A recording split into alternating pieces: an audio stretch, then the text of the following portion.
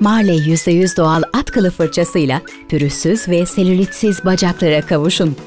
Sabah ve akşam 10 dakika yüz ve boyun bölgeniz hariç tüm vücudunuzu aşağıdan yukarıya, kalp yönüne doğru fırçalayarak kan dolaşımınızı hızlandırın.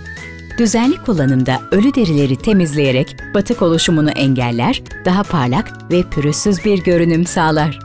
Fırçalama işleminden sonra dilerseniz nemlendirici kullanabilirsiniz.